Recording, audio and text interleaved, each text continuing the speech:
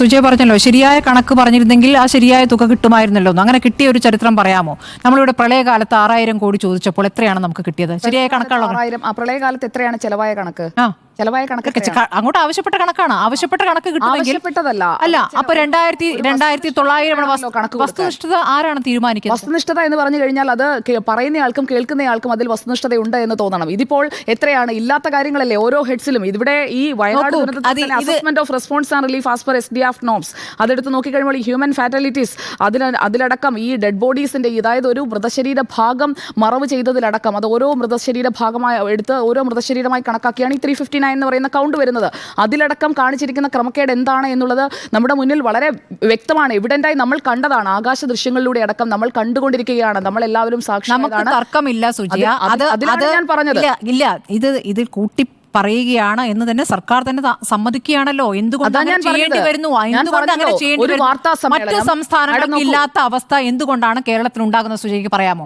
എന്തുകൊണ്ട് കേന്ദ്ര സർക്കാർ, എന്തുകൊണ്ട് പ്രധാനമന്ത്രി ഇവിടെ മാനദണ്ഡം നോക്കുന്നില്ല, സഹായം നൽകാമെന്ന് പറഞ്ഞിട്ട് പിന്നെ എന്ത് മാനദണ്ഡത്തിലാണ് അദ്ദേഹം വെയിറ്റ് ചെയ്യുന്നത്? ഇവിടെ കൃത്യമായി കണക്ക് കൊടുക്കേണ്ട കാര്യങ്ങൾക്ക് കൃത്യമായി കണക്ക് കൊടുക്കുന്നതാണ് കേരളത്തിന്റെ ഒരു പതിവ് എന്നുള്ളത് മാഡത്തിന് അഭിപ്രായമുണ്ടോ? കണക്ക് കൊടുക്കാത്തതിന്റെ പേരിൽ നേരത്തെ ധനമന്ത്രി വിഹിതം കിട്ടാത്തത് എന്താണെന്ന് ചോദിച്ചപ്പോൾ ധനമന്ത്രി KN ബാലഗോപാലിന് പ്രകൃതി ദുരന്തങ്ങളുമായി ബന്ധപ്പെട്ട കാര്യത്തിൽ പറയും. പ്രകൃതി ദുരന്തങ്ങളുമായി ബന്ധപ്പെട്ട കാര്യത്തിൽ നമ്മുടെ അനുഭവം എന്താണ്? 9-ാം തീയതി ഏറ്റവും ലേറ്റസ്റ്റ് എക്സാമ്പിൾ 9-ാം തീയതി പ്രധാനമന്ത്രി വയനാട്ടിൽ വന്ന് മടങ്ങുമ്പോൾ അദ്ദേഹം പറഞ്ഞത്, നിങ്ങൾ കൃത്യമായി ഇതിന്റെ സ്റ്റേറ്റ്മെന്റ് തരൂ, അല്ലെങ്കിൽ ഇതിന്റെ കൃത്യമായ മെമ്മോറാണ്ടം തരൂ. അതെന്ന് പറയുന്നത് ഒരു പ്രൊസീജിയറാണ്. ആ പ്രൊസീജിയർ ഏത് സ്റ്റേറ്റ് ആയാലും പാലിച്ചേ പറ്റൂ. മറ്റ് സ്റ്റേറ്റ്സ് അത് കൃത്യമായി കൊടുക്കുന്നുണ്ട്. അത് കൊടുക്കുന്നില്ല എന്ന് എങ്ങനെ കൊടുക്കുമ്പോൾ എല്ലാ പ്രഖ്യാപനം നടത്തിയിട്ടുള്ളത് ഒന്നും എല്ലാ കണക്കും കൊടുത്തതിന് ശേഷം എല്ലാ മറ്റ് സംസ്ഥാനങ്ങളും പ്രഖ്യാപനം നടന്നിട്ടുള്ളത് ദുരന്തം നടന്ന പ്രഖ്യാപിക്കുന്നത് നമ്മൾ കണ്ടിട്ടുണ്ട്. കേരളത്തിൽ അങ്ങനെ സംഭവിച്ചിട്ടില്ല എന്നുള്ളത് നമ്മുടെ യാഥാർത്ഥ്യമാണ്.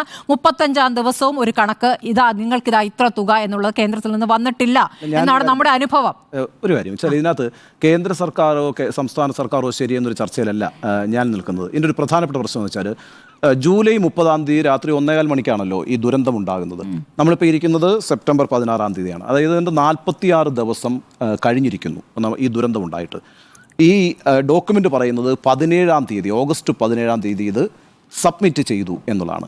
അങ്ങനെയാണെങ്കിൽ ഇത് സബ്മിറ്റ് ചെയ്തതിന് ശേഷം എത്ര ദിവസം കഴിഞ്ഞു? 29 ദിവസം കഴിഞ്ഞു. കണക്ക് കൃത്യമാണല്ലോ. എത്ര പൈസ കിട്ടി നമുക്ക്? എത്ര 1 രൂപ കിട്ടിയോ? ഇപ്പോൾ ഓഗസ്റ്റ് 9-ാം തീയതിയാണെന്നാണ് എൻ്റെ ഓർമ്മ. ഒരു മിനിറ്റ്. ഓഗസ്റ്റ് 9-ാം തീയതിയാണെന്നാണ് എൻ്റെ ഓർമ്മ നരേന്ദ്രമോദി വന്നത്, അല്ലേ? നരേന്ദ്രമോദി വരുന്നു, നല്ല കാര്യം. എല്ലാ സ്ഥലങ്ങളും സന്ദർശിക്കുന്നു, വളരെ നല്ല കാര്യം. വളരെ നന്നായി അദ്ദേഹം റെസ്പോണ്ട് ചെയ്യുന്നു, അതും വളരെ നല്ല കാര്യം. എന്തും ചെയ്തു തരുമെന്ന് വാഗ്ദാനം ചെയ്യുന്നു, വളരെ നല്ല കാര്യം. പക്ഷെ വാക്ക്, ബോഡി ലാംഗ്വേജ് ഇതെല്ലാം നന്നായിരിക്കുമ്പോഴും പ്രവൃത്തി ഒരു പ്രശ്നമാണല്ലോ. എന്താണ് പ്രവൃത്തി? 46 ദിവസം കഴിഞ്ഞു. ഞാൻ ഈ കേരളത്തിൽ തന്നെയുണ്ട്. ഈ വയനാട്ടിൽ നിന്നുള്ള വാർത്തകൾ നിരന്തരം ഞാൻ കേട്ടുകൊണ്ടിരിക്കുന്നു. അവിടെ ഇപ്പോഴും ആളുകൾ ദുരിതത്തിൽ കഴിയുന്നു. അവർക്കൊന്നും ലഭിച്ചിട്ടില്ല. ആഗസ്റ്റ് 17-ാം തീയതി സംസ്ഥാന സർക്കാർ കുറഞ്ഞ പൈസയുടേതായിക്കോട്ടെ ഒരു മെമ്മോറാണ്ടം സബ്മിറ്റ് ചെയ്തു. ആ മെമ്മോറാണ്ടം സബ്മിറ്റ് ചെയ്തിട്ട് 29 ദിവസമായിട്ടും ഒരു പൈസ കേന്ദ്രത്തിൽ നിന്ന് വന്നിട്ടില്ല. ഒരു ജനതയോട് ഇങ്ങനെയല്ല ഒരു കേന്ദ്ര സർക്കാർ പെരുമാറേണ്ടത്. ഒന്നാമത്തെ കാര്യം. രണ്ടാമത്തെ കാര്യം, 75,000 രൂപയുടെ കണക്ക് പറഞ്ഞു. ഒറ്റ പൈസ കൊടുത്തിട്ടില്ല. 75,000 രൂപ എന്നുള്ളതിനകത്ത് ഒരു പൈസ പോലും സംസ്ഥാന സർക്കാർ ചിലവാക്കിയിട്ടില്ല. അത് വളരെ വ്യക്തമായി മുഖ്യമന്ത്രി വ്യക്തമായി പറഞ്ഞിട്ടുണ്ട്. ഒരു പൈസ ഇക്കാര്യത്തിൽ ചിലവാക്കിയിട്ടില്ല. എങ്ങനെയാണ് ആ കണക്ക്? 359 മൃതദേഹങ്ങളാണുള്ളത്. അങ്ങനെയാണ് കണക്ക്. 359 മൃതദേഹങ്ങൾ. എത്ര മൃതദേഹങ്ങൾ നമുക്ക് കിട്ടി? നമ്മൾ എത്ര മൃതദേഹങ്ങളാണ് സംസ്കരിച്ചത്? 231 മൃതദേഹങ്ങളാണ് സംസ്കരിച്ചത്. 128 പേര് സുജയ ഇപ്പോഴും എവിടെയാണെന്ന് അറിയത്തില്ല. അറിയാത്തൊരു മൃതദേഹം നമുക്ക് സംസ്കരിക്കാൻ പറ്റത്തില്ല. അപ്പോൾ 231 മൃതദേഹങ്ങളെ സംസ്കരിച്ചിട്ടുള്ളൂ. 359 മൃതദേഹങ്ങൾ സംസ്കരിക്കുമ്പോൾ നമ്മുടെ ചിലവ് എത്രയാ? 2,76,00,000 എസ്റ്റിമേറ്റ്. 2,76,00,000. അപ്പം 2,76,00,000 വരുന്നത് എപ്പോഴാണ്? 350 മൃതദേഹങ്ങൾ സംസ്കരിക്കുമ്പോഴാണ്. അപ്പോൾ ഈ 75,000 എന്നുള്ള കണക്ക് ശരിയാവുള്ളൂ. നമ്മൾ സംസ്കരിച്ചിരിക്കുന്നത് 75,000 പെർ വൺ ആണ്. അതെ, പെർ വൺ ആകണമെങ്കിൽ 359 സംസ്കരിക്കണം. 359 നിങ്ങൾ കാൽക്കുലേറ്റ് ചെയ്തോ? എൻ്റെ കണക്ക് കൃത്യമാണ്. 359 മൃതദേഹങ്ങൾ സംസ്കരിക്കാൻ 2.25 കോടി രൂപയാകുമ്പോഴാണ് ഒരു മൃതദേഹം സംസ്കരിക്കുന്നതിന് 76 രൂപയാവുക. നമ്മൾ ആകെ സംസ്കരിച്ചിരിക്കുന്ന 231 മൃതദേഹങ്ങളാണ്. കാരണം 231 മൃതദേഹങ്ങളെ കിട്ടിയിട്ടുള്ളൂ. 128 പേര് സർക്കാരിൻ്റെ കണക്കിൽ മിസ്സിംഗ് ആണ്. ആ 128 മൃതദേഹങ്ങൾ കിട്ടാത്തിടത്തോളം കാലം നമുക്ക് സംസ്കരിക്കാൻ പറ്റില്ല. പക്ഷേ ഈ 359 സംസ്കരിക്കുമ്പോൾ ചിലവാകുന്ന തുക, അതിനെയാണ് നമ്മൾ എസ്റ്റിമേറ്റ് എന്ന് പറയുന്നത്.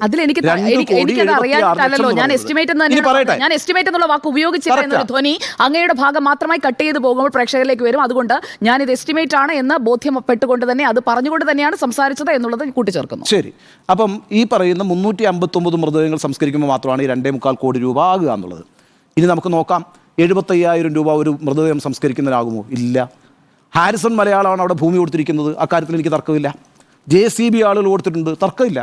അവിടെ ആംബുലൻസുകളിലാണല്ലോ നിലമ്പൂരിൽ നിന്ന് നേരെ മൃതദേഹം ഈ സ്പോട്ടിലേക്ക് വന്നത്.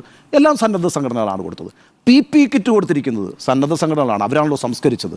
ഇവിടെ ഒന്നും പൈസ ചിലവായിട്ടില്ല, ചിലവാക്കിയെന്ന് സർക്കാർ പറയുന്നുമില്ല. പക്ഷേ ഒരു മൃതദേഹം സംസ്കരിക്കാൻ 75,000 രൂപ വരെ ചിലവാകും.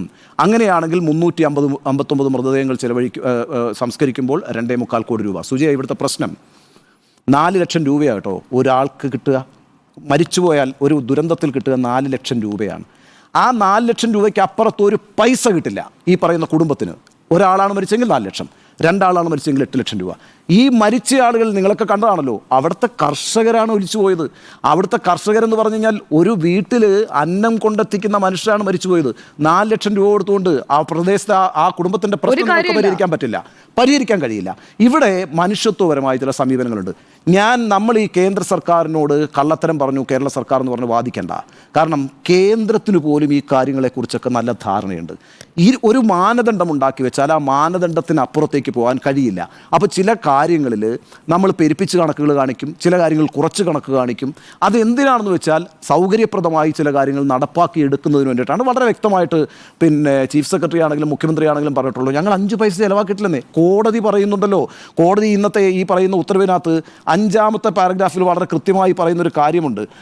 SDRF മാനദണ്ഡം അനുസരിച്ച് തയ്യാറാക്കിയ അസസ്മെൻറ്റ് ചൂരൽമല ദുരന്തത്തിൽ ആകെ ചെലവഴിച്ച തുകയോ നഷ്ടമോ അല്ല, കേന്ദ്ര സർക്കാർ തയ്യാറാക്കിയ ദുരന്ത നിവാരണ നിയമം അനുസരിച്ച് കേരളത്തിന് ക്ലെയിം ചെയ്യാവുന്ന തുകയുടെ ഏകദേശ കണക്കാണ്.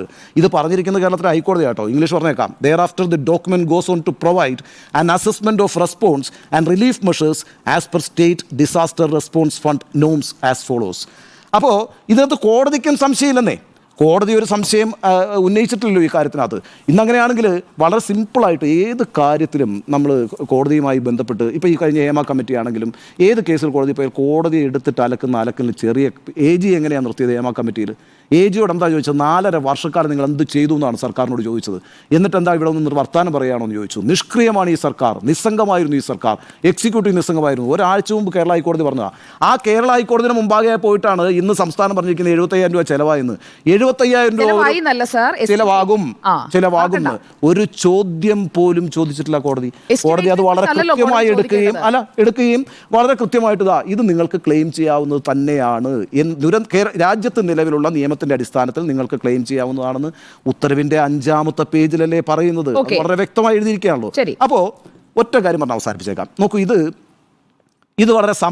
വളരെ എന്താ പറയുക, വളരെ സമവായത്തോടുകൂടി സമചിത്തതയോടുകൂടി കൈകാര്യം ചെയ്യേണ്ട ഒരു വിഷയമാണ്. ഇത് നമുക്ക് സംസ്ഥാനത്തിന് കിട്ടേണ്ട വലിയൊരു തുകയുണ്ട്. ആ വലിയൊരു തുക കിട്ടിയാൽ മാത്രമേ ഈ പുനരധിവാസ പ്രവർത്തനങ്ങളും പുനർനിർമ്മാണവും നടക്കുകയുള്ളൂ. അത് നടപ്പാക്കി എടുക്കുന്നതിന് വേണ്ടി പല വഴികളുണ്ട്. ചിലത് ഊടുവഴികളാണ്, ചിലത് കുറുക്കു വഴികളാണ്, ചിലത് വളഞ്ഞ വഴികളാണ്. അത്തരം കാര്യങ്ങൾ ഒരു സർക്കാർ ഉത്തരവാദിത്വ ബോധത്തോടുകൂടി അതിൻ്റെ പ്രവർത്തന രീതികളുണ്ട്. ഇത് കേന്ദ്ര സർക്കാരിനും അറിയാം. കേന്ദ്ര സർക്കാരും അക്കാര്യത്തിൽ വലിയ രീതിയിൽ ഏതെങ്കിലും തരത്തിലുള്ള ഒരു വെട്ട് നടത്തും എന്നൊന്നും ഞാൻ വിചാരിക്കുന്നില്ല. കാരണം താങ്കൾ നേരത്തെ വളരെ കൃത്യമായി പറഞ്ഞതുപോലെ വളരെ വിശദമായി പ്രധാനമന്ത്രി വന്ന് ഈ സ്ഥലങ്ങളെല്ലാം സന്ദർശിച്ചു പോകുന്നു. അദ്ദേഹം ദുഃഖിതനായിരുന്നു. അദ്ദേഹം ആശുപത്രിയിൽ പോയി കുട്ടികളെ എടുക്കുന്നതിൻ്റെ ചിത്രങ്ങളടക്കം കേരളത്തിലെ മാധ്യമങ്ങൾ പ്രസിദ്ധീകരിച്ചിട്ടുണ്ട്. ഉത്തരവാദിത്വമുണ്ട് പ്രധാനമന്ത്രിക്ക്.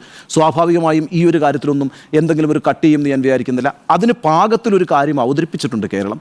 ആ അവതരിപ്പിച്ചതിനെ അത് കള്ളക്കണക്കല്ലേ, നിങ്ങളത് കള്ളക്കണക്ക് പറയാതെ സത്യം പറഞ്ഞ് ചില കാര്യങ്ങൾ നേടണം എന്ന് പറയുമ്പം നമ്മൾ ഈ സുപ്രീം കോടതിയിലൊക്കെ പോയി കേസ് വാദിക്കത്തില്ലേ? കേസ് വാദിക്കുന്ന സമയത്ത് പലതരത്തിലുള്ള എല്ലാം ഭരണഘടന അനുസരിച്ചാണ് നമ്മൾ വാദിക്കുക, എല്ലാം ഇന്ത്യൻ നിയമവ്യവസ്ഥ അനുസരിച്ചാണ് വാദിക്കുക.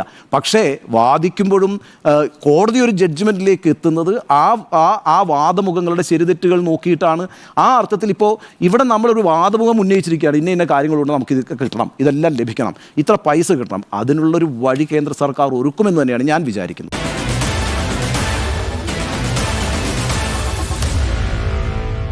Meet the editors.